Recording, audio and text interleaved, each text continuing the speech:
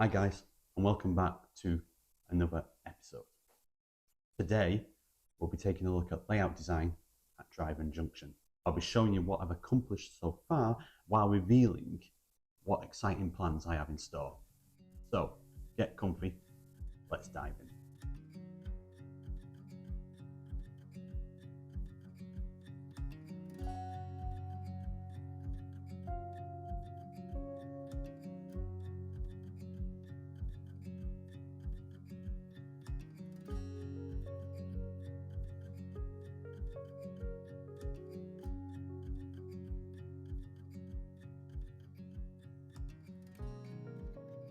Armed with my trusty Mac, I've sketched out a track plan using Railway Modeler Pro. While I won't pretend it's a flawless blueprint, it'll do for our tour today. Quick word about the software choice. Designing a model railway on a Mac presented its own challenges, as options are limited for what software there is available. But after some exploration, I stumbled upon Railway Modeler Pro, and to be honest, it's won me over. Its user-friendly interface allowed me to dive right into layout creation, and I found its learning curve to be really smooth. If you're intrigued about how I bring my designs to life using this software, then drop a comment below. You never know, it may spark the idea of a future episode, mastering Railway Modeler Pro. Displayed on your screen are the bustling east-west lines of Dryburn Junction. Let's dissect the track plan into 7 distinct sections, allowing us to delve into each section's unique features and details. Our first section is the central line. It's the main highway on this board, and it runs end to end. The line is the go-to route for trains getting on and off the layout.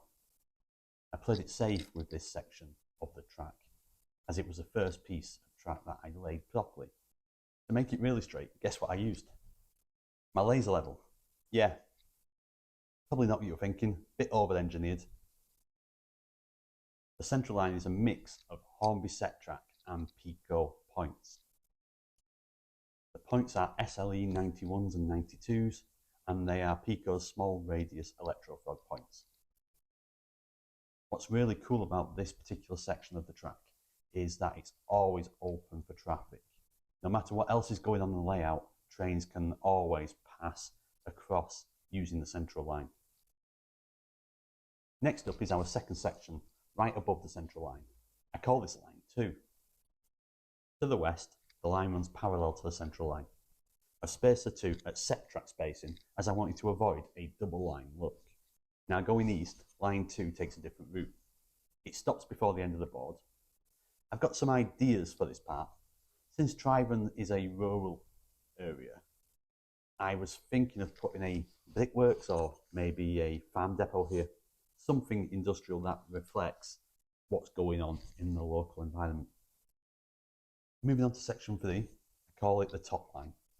This line has a special job. It allows trains to stop at Dryburn Station.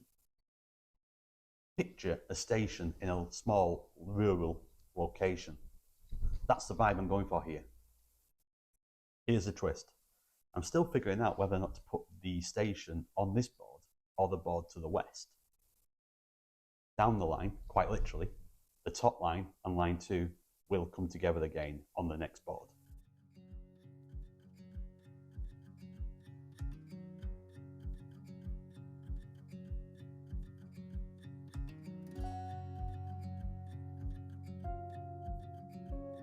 Let's explore section 4, right beneath the central line.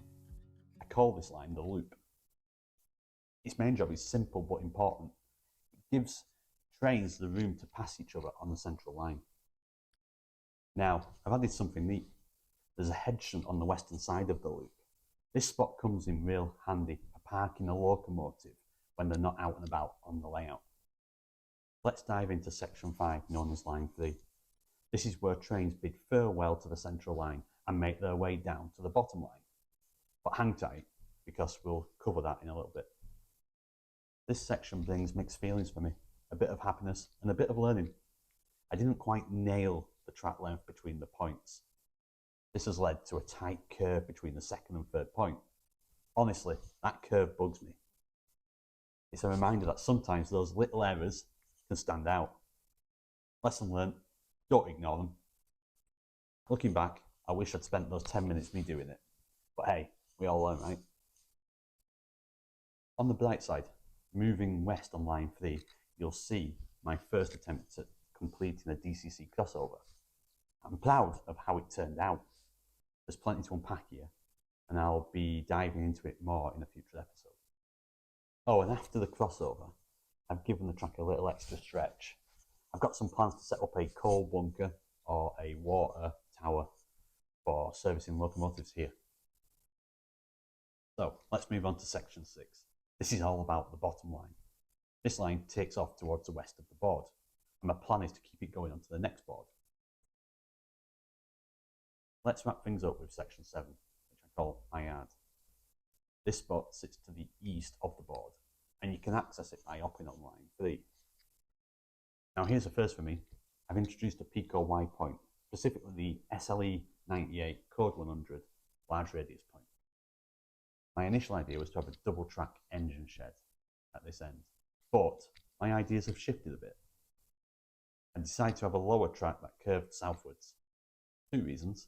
Firstly, I wasn't too sure on the measurements for the engine shed, and I felt the uniform tracks were lacking some character at this end of the layout. To be honest, I'm still weighing up my options. If you've got any thoughts on this, I'd love to hear them. Drop them the ideas in the comments below. I'm all ears, and who knows, you might help me actually make up my mind.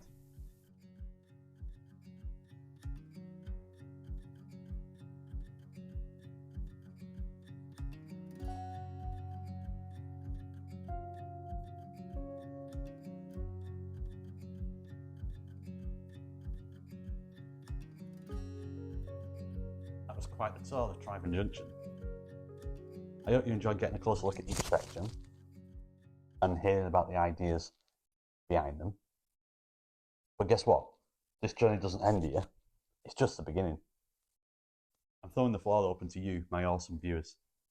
I want to know your thoughts, your ideas, and then your suggestions. Did anything spark your imagination? Maybe you have a cool idea for what line 3 could be up to, or you've got a clever solution for the curve in the yard. Perhaps you've got a preference for where Trivan Station should sit, this board or the next. Drop your thoughts in the comments section below. Seriously, I'm all ears, and I'm excited to hear what you've got to say. And hey, if you've enjoyed this video and you want to join me as we bring Trivan Junction to life, then don't forget to hit that like button and subscribe.